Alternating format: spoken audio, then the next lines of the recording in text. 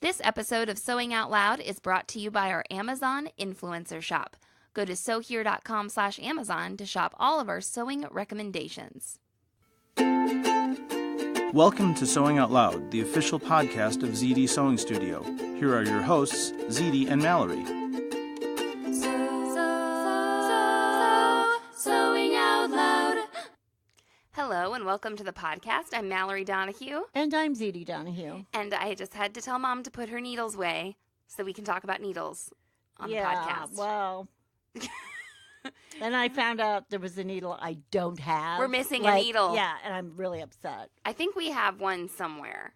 Well, that doesn't work. I'll I find don't know where it is. Find it for you. Yeah, okay, that'll be my Christmas present to you. It's an expensive great. needle that you want. Yeah, It's probably like $5. Oh, wow. $6 for a needle. Yeah. It's a lot. Yeah, it is. It is. Have we intrigued you yet? Are you wondering what we're talking about? The needle that I am in search of is called a hem stitching needle. And actually, it's not very descriptive of what it is. I mean, it's descriptive of its function. Yeah, if you know what hem stitching is. Well, and they call it a needle, and it's really two needles. What? Okay, well, let's... Right? Yeah, let's kind of start from the very beginning here. We got a podcast request. That's my warm-up. That's hard to say. Yes. Peter Piper picked a pack of podcast requests. Yes. Okay, so we got a podcast request for twin needle instruction or tips or whatever. or whatever. And so we're going to blow your mind today. There are several different types of twin needles. It's probably limitless. Maybe, yeah. Yeah, it didn't used to be, but now, there's ones that we use for wovens. There's ones that we use for stretch. There's ones that we use for jersey. It goes on and on. And there are ones that you use like with metallic threads. Right. And so, ones, in the past, we didn't have needles for metallic threads because we didn't have metallic threads. Right. We didn't have needles that were called stretch needles because our knits were double knits and they were only they were like interlock. Yeah, right. And they jersey. they didn't have spandex in them. That stretch knit was that stretch needle was made for those spandex. Right. Containing knits. So, things evolve and evolve and evolve. And again, I would like to sort of repeat one of my little things about you can't break the rules till you know what the rules are about or till you know the rules. Because, I have people saying, well, you can't use a microtex on a stretch or something like that or a span. But if you know the rules, you may go to a needle that's not specifically for a fabric or described for a fabric you're going to use. So that I'm just saying that this can get rather involved. So knowing the basics is one thing, and deviating from the basics is another. And that's why we have this podcast. Right. So we can talk to you about things like needles. Right. So twin needles or double needles. Twin and double needles are like the same thing. It's when you have two needles together on one little, that's the area of the needle that goes into the machine is called the butt. Okay, so it's two needles on one butt. You needle butt, you. Yeah, needle butt. You can also have a triple needle, which is called a drilling needle as well. So that's 3 needles. And the twin needles can And that's the most I know of.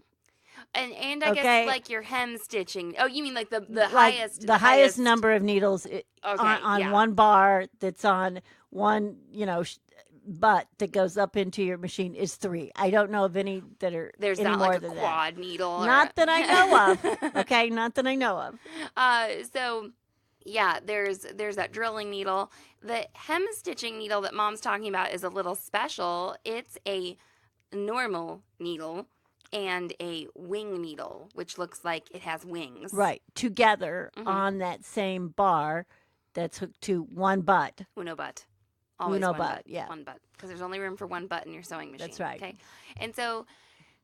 your sewing machine, just like you, only has one butt. So we talked about how there are Sewing different machine needles for your fabrics and for your threads, but then what else is a differentiating factor between types of twin needles?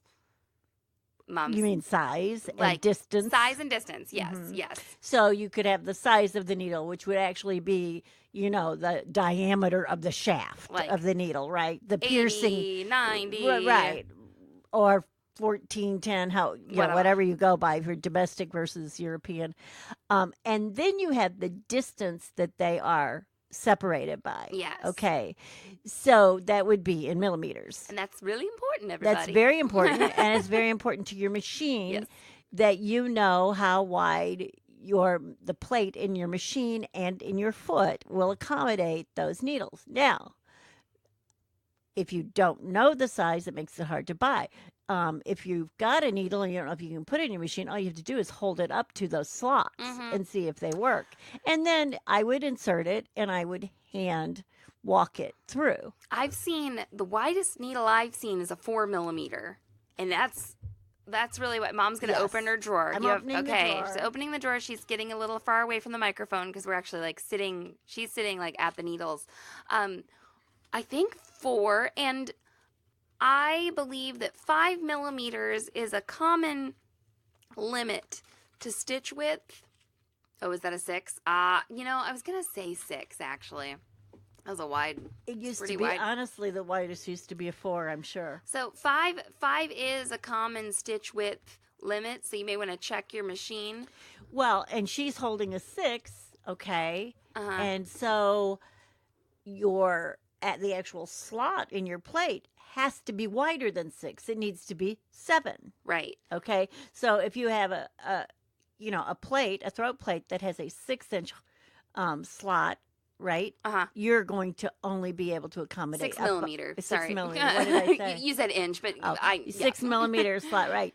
You're only going to. So if it's 6, you'll only accommodate a 5. Mom. You want to go down a millimeter. Yeah, Mom. I have got to share something with you that I had never noticed about these very wide needles.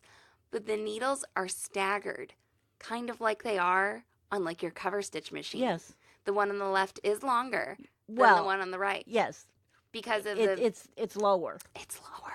It's lower because why? Because of the circular Because the hook goes motion. past. Let me. You asked me. Okay. You asked me. It was rhetorical. You I have wanted a to answer it co-host, myself. okay? Because Gosh. the Can you believe I have to live with this? Oh my gosh. the rounded motion of the hook system of your bobbin system, so cool. Love it. Okay, sorry, just getting excited. So they're going down at the same time. You don't have to. This is why you don't have to have your needle like different lengths depending on which position it's in when you only have one needle. Right. Okay. But it's because they're going down there at the same time. I just think that's really cool. Sorry for interrupting you. This is so the way this needle's labeled here, it says 6,0. So that would be like in 6.0. we would normally use a point over here in the U.S. versus a comma. 6,0/100. So this is a big It's needle. a big no. I would say that somebody might be top stitching on jeans with that, I or would denim, or whatever. Say so as well. Wouldn't you? Well, here's the other thing. You know why you noticed it on that?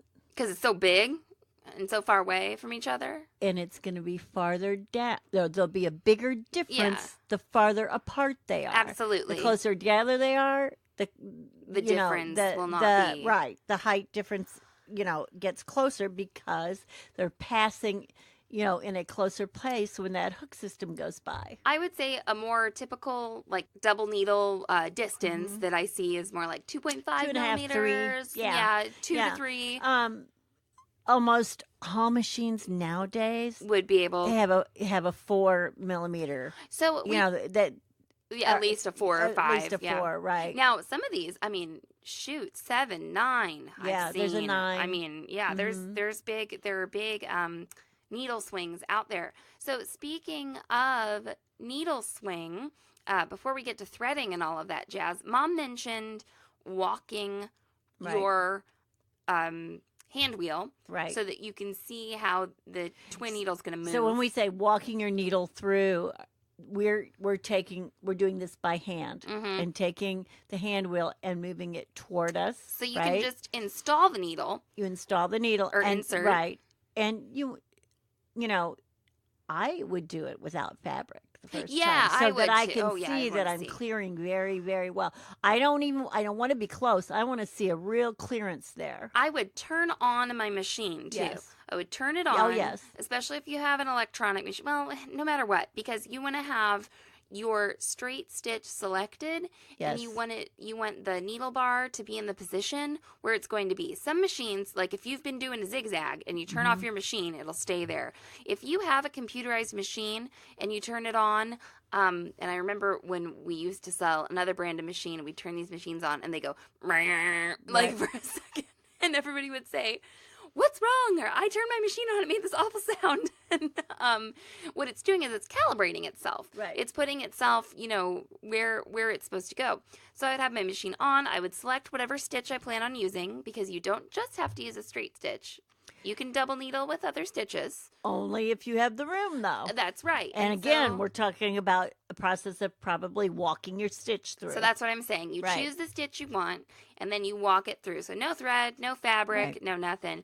If you have one of those narrower twin needles, you could experiment with some decorative stitching maybe. Right. You could do a zigzag. I've actually used twin needles in embroidery mode. In machine embroidery, In yeah. machine embroidery mode. Yeah, you yes. have. Mom is such a BA. Yeah. Yeah. Uh-huh. If you've got line work, and I think there are embroidery designs that are like designed for There might be now. twin needles too. So keep that in mind. So you'll want to walk that through. And I think the drilling So the needles, thing about the embroidery work Uh-huh. versus the decorative stitch work, okay? Mhm. So in decorative stitch work, your needle moves. Your needle moves back and forth, right? Yep. From right to left, right to left in that slot in your throat plate. Yes. In embroidery work, it does not. It goes up and down. It's called punch work, basically. So it just punches, and it's your hoop that's making the side to side or up and down. So it can even be a little safer, quote unquote. Well, I'm just saying you won't have the swing from Right. side to side of your needle. It will. You only have to make sure that it goes up and down. It has enough clearance to go straight up and down. that's a really good point. I think the drilling needle, just in case anybody has one of those, I think it looks sometimes in some brands a little off. Like that one butt that gets inserted into the machine, it might not be centered over the center needle. Do you know what I'm talking about? It's like over a little bit. Do you have one? Let's see. That one is centered over the center needle.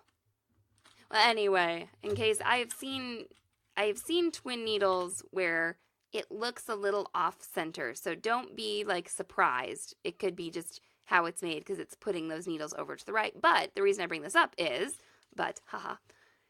you may not be able to use your like straight stitch to the left. Yes. Okay, with your twin needle, depending on its width. You may need to use your center oriented straight stitch. Yes. A lot of machines will have two options for that. And I would always probably start out there. Yeah. If I was walking, and make sure, okay, now can I move my needle over and see if it'll do it?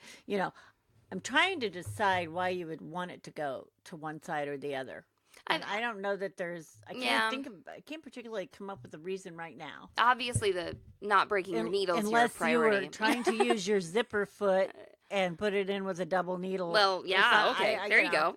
Yeah, you're for some reason trying to stitch on the, over to the side. Sure. Of a foot. I don't think I've done that. Okay, well, I have not then. put a zipper in with a double needle. Okay, I think I haven't done that. Sorry, guys. My goodness, came up with something I haven't done.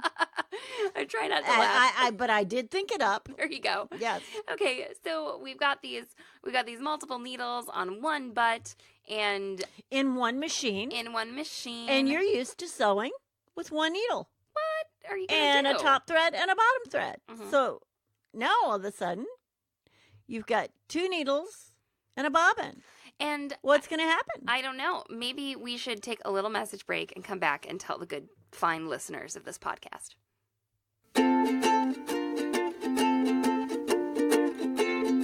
This episode of Sewing Out Loud is brought to you by our Amazon influencer shop. That's right. All of our Amazon recommendations are in one place at sewhere.com/Amazon. We've organized our store with lists like lingerie sewing supplies, pressing tools, sewing reference books, and we're adding more all the time. Do you have a request for a list of our recommendations? Let us know, and we'll put one together. When you purchase through our Amazon influencer store, So Here receives an affiliate commission at no extra cost to you. Help support the podcast while shopping our favorite items that make our sewing lives great. You can even tell your friends and family to shop from our store so that you get fabulous sewing goodies for the holidays. Go to sewhere.com/Amazon to shop now. Sewing out loud. Okay, so we established that you got 2 top threads. How are you going to thread your machine? What do we need in order to make this twin needle thing work? Let's get set up for success. Okay. Well, a lot of machines have an auxiliary thread Spool pin. Auxiliary spool pin. Right? So, usually there's one sort of built into your machine that's always there. Uh-huh. And then a lot of times there's another one that can be placed in, maybe there's a hole on top of your machine, or it can be placed on your bobbin winder. There, check your manual. That one that goes on the bobbin winder, man. Freaks you out, huh? Guess what you can do instead? Yeah. Have a thread lift. Oh, have a Fred lift. Have it, or Fred. Fred could stand there and hold it for you. Fred, would you hold my thread? Fred, you're only for in the next Saskatoon. 2 or 3 hours while I sew. while we top stitch a zipper with a double Maybe needle. we should call, instead of calling her, what does she call herself? Celery? Maybe we should call her a spool pin. A Fred lift. Okay. So Poor Fred. poor Fred. I hope you enjoy the abuse, Fred. Yes. So you can have a thread stand, a thread lift that you use in addition to whatever spool pin is on your machine. Or, like, if you are going to be using 2 gigantic cones of thread. I was going to say, or if you're me, you 2 just thread use lifts. 2 thread lifts. That's right. The ones with the iron bottoms, okay? Not the plastic. Yeah, metal bottoms. The plastic bottoms. I send it flying across the room. Yeah. And I mean, I'm not a fan. If it's what you got, it's what you got, and it's better than nothing. But I really love the metal ones so much better. Okay, so you need to have 2 places for your threads to freely flow. That's right. You don't want them getting tangled before they get into the machine. They should be separated before they go through the first thread guide. And before they go through any frickin' thread guides, raise your presser foot. Yes. And, I'm just going to throw this in there, okay? So when you're using a thread lift, it can be off to the side of your machine or like to the side back of your machine. And you never, ever want to let a thread get wrapped around your hand wheel or your flywheel or whatever you may call it. Amen. We have had people come in for repair and had an entire spool or cone of thread wrapped around their hand wheel, flywheel, whatever you refer to it, and that stops your machine. Eventually. Yes, it will. And I think how this happens oftentimes is when you're dealing with more than one thread, or someone will be using a thread lift and they just sort of they snap it and leave it, and then it flies in there because actually that whirring sort of sucks it down. Or they lay a spool like up on the top of the machine where there's a little, place to do it or something. Yeah. So those threads, man, they can cause some trouble. Oh yeah, we've had somebody. I remember somebody like melted the plastic because the friction was so great. Yeah, the friction wound up being so great, and she didn't realize it till it stopped. Right. A lot of people don't. So you are going to have your 2 spools where they are, and then, on your thread lift, on your auxiliary spool pins, whatever. And then there are a lot of different recommendations for threading your machine for a twin needle. Okay? Yes. We will share how we do it. If you find other things on the internet, give them a try. I will share how I learned it, and now I will share how I do it now. That's great. How's that? So how did you learn it? I learned on, a mechanical machine, basically. Yeah. Okay. And it had like a tension disc with a disc in the middle. So there were 2 sides of that disc that you could place a thread on. Correct? Yes. And I was taught to thread down one side of the tension disc and into the needle, and then down the other side of the tension disc and into the other needle. Okay. But then when I would get a 3 needle drilling needle, that triple needle, they would say, well, just put 2 together. It doesn't matter. So okay. Anyway, for years, I threaded separately, one on one side, one on the other. And if it was a third needle, then I would go back and get, the third thread and put it through all individually, right? And every time I threaded, I used those principles of the presser foot was up. I kept my thread taut, right? I threaded like I was flossing my teeth is what I usually talk about. And, was very cognizant of where those threads were going and nothing else. I wasn't popping the other threads out. Right. Okay. Always worked for me. Never had a problem. Okay. And then all of a sudden we got these machines where we couldn't see the tension disc, right? We couldn't tell where we were or on what side or what. And it said, take both threads in your hand, and thread 'em. with some tension, like you're flossing your teeth again, and thread at the same time. And I'm like, well, this just shoots everything I ever thought I knew or how wise I was and what I've been teaching people, because I taught people the way I learned and the way that was successful for me. Right. Okay. And then I tried this new way and it works too. And it's fine. Yeah. You don't, hopefully your threads are not twisted. You keep them sort of flat and next to each other and go, and they'll work. I must say that I thread them separately. Okay. But I don't try to go around some different sides of my tension discs, right? I don't do that. So even though I thread them separately, that's how I do it. I guess what I do is I sort of hold them, straight in together. Yeah, so and then twist. I thread. So I'm trying not to twist them. Now, they probably would even become untwisted, I would think. Right. But I want it to work. Okay, there are some, I'm not even going to detail them here, but if you see anything like beyond this, like super duper fussy, I kind of question it. Okay, follow the thread guides on your machine, but I've seen some weird things out there. People telling them to do weird stuff. There's another recommendation. Go out back, kill a chicken, come back in, spin around 5 boil times. eye of newt, and then thread your machine and it'll work. The one thing I have seen that I do believe I disagree with is there's normally a thread guide right above your needle. Yes. Okay. And some people will tell you to put, skip it. Put one thread in there. And one and then not. Skip the other one. So, and I don't recommend that. In fact, and the reason I don't recommend it is because I've seen what happens when people skip that thread guide with one needle, or excuse me, with one thread. Right. And one needle. Well, yeah, one needle. We're talking about double needles. Right. I thought I'd misspoke, but I hadn't. That on the baby locks, there's like a spring there, and it truly keeps the thread in place. Your machine is meant to sew using all of its guides. Yeah. So unless your manufacturer says something different, your machine is made to use all of the guides. Okay? And that's what you should do. Now, if it doesn't work and maybe you have to try and skip it, go ahead. But the guide is there for a reason. And it also puts a certain amount of tension on that thread. It really does regulate the feed. It absolutely, that's better than saying tension. Regulate the feed. Yes. Thank you. Yes. So well, here's another trick, Mallory. Your threads don't have to be the same kind of thread. What? I have threaded. Stop whispering. You think I have threaded. It's a secret. Yeah, she's sharing a juicy sewing This is a secret. Don't tell anybody else. Only the people that listen to this podcast will ever know this information. Okay.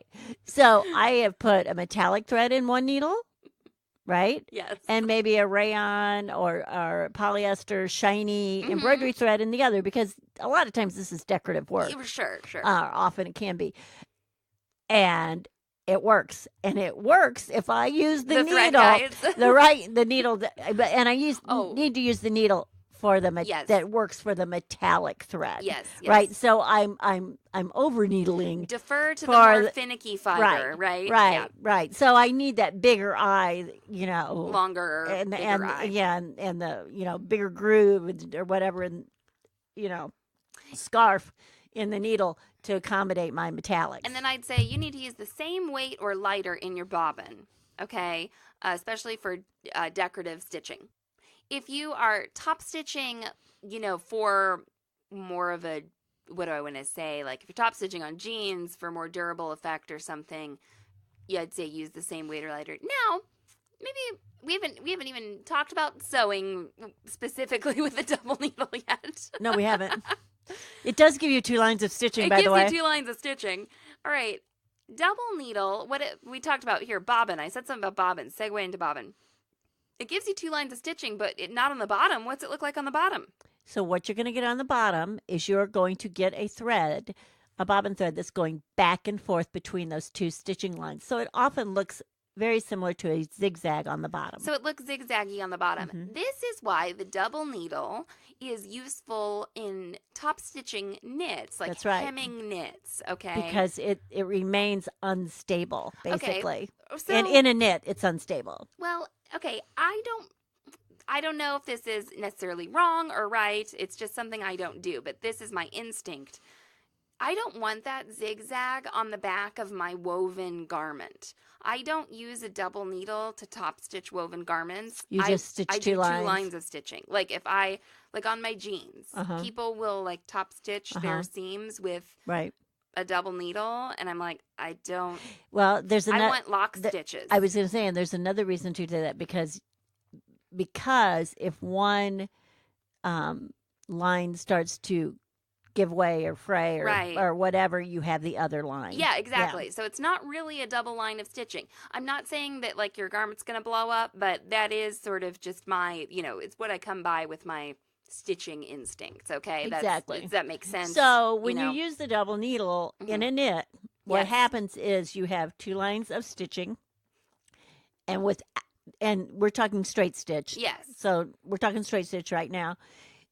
So if you stitch that straight stitch with the 2 lines of thread on top and then the one on the bottom, you will be able to stretch and that hem, and it will recover back. It will mock a cover stitch. Yeah, whereas if you had done 2 lines of straight stitching on a knit hem and then you stretch it, it'll pop because your straight stitch doesn't stretch, right? I used to, before I had a cover stitch machine, I was doing alterations, and I would try to, of course, if I had to hem someone's clothing that was a knit, I would try and mock whatever it was done, and I often used a double needle because that's what I was cutting off. That's right. So the double needle can help you mock a cover stitch on those knits. Now, tips for sewing on knits with a double needle. You don't need a walking foot. Okay. I don't know if I made that clear. Did you? Oh, okay. Did I make that clear? Maybe we recorded a whole podcast on that. Okay, you don't need a walking foot. The other thing is use a long stitch length. When I say long, you're going over to your sewing machine, you're choosing a straight stitch, and your sewing machine straight stitch was meant to seam together wovens. Right. So it's often on like a 2.5 millimeter length. Or if it's domestic, it'll say 12 inches per stitch or whatever. Stitches per inch. Yes, whatever I said. 12 inches per Kind of stitch. that. 12 inches. Big old stitches. That'd be a foot long stitch, yeah. Boom, boom. Just skiing through. Okay. Yes, so that's good because if you have, often on older machines, it'll Right. say, SPI, stitches per inch. Right. Okay. You want fewer stitches per inch. Okay. That would mean a longer stitch. Means it's got to be a bigger number. Right. Or if you've got stitches per inch, it's a smaller. No, stitches per inch. You want fewer. Yeah, smaller number. Geez, why did you bring this up? I already said that. So the numbers 2.5 mean what? 2.5 millimeters long. That's how long your stitch is. Okay, right. you want it to be like 3.5 or 4. Right. And if you have stitches per inch, you're getting the number 12 means 12 stitches per inch. Right. Okay. So if you want a basting stitch or a longer stitch. Yeah. Right. Yeah. You want a lower. Yeah, I number. already said that. Okay. Yeah. I'm just making sure they got behind it. the confusing I'm just making sure they got that. Okay. It was like, on I an know I'm SPI, gonna you would mess want this like up. an 8, probably. 8. No. There we go. Yeah, go to a 3.5 or a 4. Always test, right, Mom? Test. Yes. So Someday, if I meet you all in person, I'll tell you what I really say. But go ahead. Yes. So that would be a reason to come see Mallory in some of our guest spots. Yeah, there we go. I will tell you all the nasty terms You'll I get have. to Zede Unfiltered. That'll Yeah, be there what you our go. live shows There are you called. go. Okay, sewing out loud. Zede Unfiltered. So Zede Unhemmed. unhemmed in, not hemmed in. Sorry, I'll do the brainstorming session later. CD raveling. These larger stitches allow for more stretch and more flexibility. Right. Okay, this is what we recommend on our cover stitching. In fact, the cover stitching podcast we just released. You know, I was just thinking about this when we were just talking about this. Have I ever used any stitch length other than 4 on my cover stitch? I don't even know. I just always bring it up. I think I've probably done a 3 before. No, I've done it and I didn't like it. And one time when you told me that you did a 4 all the time, I was like, oh my God, that's just what I'm doing from now on. And then my life's been so much happier. Yeah. Okay, longer stitch on the knits. Also, this is one of my favorite tips. Okay? I'm waiting for this.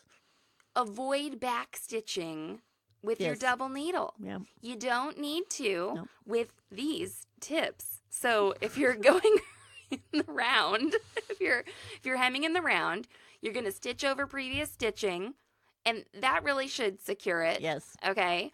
Or if you really do need to back stitch somewhere, you could lower your stitch length. Right. Okay, you go down to like a 2 or like a 1.5, and you could do just a couple stitches in that shorter stitch length. Or you can go to a 0 and do a couple stitches in place, actually. Yeah. The other thing is, think carefully if you need to back stitch at all. Right. This is when you're sewing anytime. Right. If it's going to get, if the end of your seam, where you're starting, is going to get getting sewn closed up, or sewn like over. on jeans. Right. I saw this discussion happening about back stitching on jeans. The only place where I could think you'd have to do that is on when you're applying the pockets. Like when you're top stitching the yoke, when you're doing the crotch, when you're doing all of that. Yeah, on most garments, it's just like in the hemming is where you need to worry about it. Yes. Right. So just think about that. You don't always need to back stitch, and there's just a lot of threads going on. It can cause some issues. And when you do begin stitching, raise your presser foot and pull out some tails. Right. And you could just hold them gently off to your left. Okay, like I'm kind of going like at a 45 She's doing this. I'm watching her hand to motions. the angle of the needle. She's just very eloquent in how she's doing her hand motions here. Thank you. Yeah. So you're gently holding those off to the side as you begin stitching to give yourself a nice start there. But once again, you're good to. Oh, now people will say, I've tried this over and over on my machine and it doesn't work. And here's what I want to tell you. I don't know what to say because I've had people bring their machines into me. It doesn't work, and I thread it and it works. So I don't know where people are going wrong. I think I just don't know. Yeah, it might be safe to say they're just getting frantic about it or something. There are these wacko double needle routines on the internet that people recommend, and I've just not following that thread guide, and then you get all unregulated, then you got a bird's nest, and then you're all unhappy, okay? Or they say to put it on either side of that tension disc, and someone doesn't get their thread in the tension. That's right. Yeah, bad news bears. Right. And then you got another problem. Right. I think that's what happens. Also, a straight stitch with one needle thread and one bobbin thread, that's not really always the best way to see if you have good tension on your machine in the first place. I've seen people, they're straight stitch, okay, it looks okay. Mm-hmm. It's fine for 2 pieces of cotton that are going to get made into a quilt. But you start to zigzag with that, and then that stress is pulling up bobbin thread, and it's doing stuff that it shouldn't be doing. So that's why when a service person stitches out on your machine after they've serviced it, they don't just do a straight stitch on a piece of woven fabric. That's right. I think people have crappy tension to start off with from poor threading or a poorly maintained machine, perhaps. These are my theories, okay? Don't use your needle threader, your automatic needle threader, when you are using a twin needle. Well, it won't find, I can tell you this, it won't even find the needle. Maybe it'll find one of them. But it might bend your threader. That's the problem. Oh, you will be so sad. Yeah, so don't do that. I just wanted to get that in while I remembered it. Because if you think about it, it's not in the correct position anymore. It's not in a midline position. Yeah, it's not going to do the right thing for you. So don't do that. But yeah, I think people start off with poorly. I think what you're saying should go for almost anything in sewing because, and we'll see this sometimes in our Facebook groups or whatever, where somebody's like, well, this is wrong with my machine. And then people start saying, do this and this and this and this and this. No, you can only do one thing at a time to figure out what's wrong. If you start changing all these factors, you get in deeper. And you just man, get in deeper. It is our experience of troubleshooting so many machines that it is often a threading error. Yep. And I'm not saying that in any kind of like personal way, as in like I never have threading errors. I totally do. The first thing we do is rethread. Yeah, I'm like, oh, something's wrong. I was not one reason my bobbin one reason we threading. can preach this is we've lived it. Yeah, exactly. So I mean, and I've done as much as changed my thread. Yeah. Used a different thread if I have a problem. But usually if I have a problem, I can rethread or I can look at my bobbin, and there are things like a bobbin can just be wound wonky and that will give you a lousy stitch. Yeah, There's simple things can be wrong. Your sewing experience is never going to be trouble-free. Like, right. Zede, you're human. I mean, I'll speak well, for myself. Mine is, but okay, no. Yeah, no. right. Okay, yeah, I'll speak for myself here. You know what's funny? I have trouble. I will have. Hold on, let me finish. Yeah. I know Zede's got her mouth open. She's ready. I do not. She's ready to tell her story. Not. She's lying. I will have experiences where threads are getting tangled, or something does not go through the machine the way I wanted it to. But I know the steps to troubleshoot, which we've done a troubleshooting podcast. So it's not that like everything always goes smoothly from point A to Z. Well, I think what I have done I think sometimes if something goes wrong for me, a lot goes wrong. And what it is I have somehow failed in following my rules or technique. Your preparation. Right. It's operation. like, well, I'm not holding this fabric right, or I didn't do this. And how much stuff is there to consider in sewing? A lot. Well, now and there's always more because again, like I said, advancements in technology, which means you've got new kinds of machines, new kinds of needles, new kinds of threads, new kinds of fabrics. So like they haven't all those things are new. They haven't come up with a new tree in like millions of years. What kind of tree? Right? I mean, like if you're woodworking, you're not like, a new type like of a new tree. type of wood. Yeah. When you said tree, I was going to say, yeah, there's new Christmas trees. Now the lights come on the trees. You're right. Yeah. So it's not like, you're working with pine, right. You're working with mahogany. You're working with the hardwood or softwood, and you got this gouging tool, and you got a saw, and you got a piece of. I mean, and you're always cutting pretty the wood. Consistent. Like there is no spandex tree. There.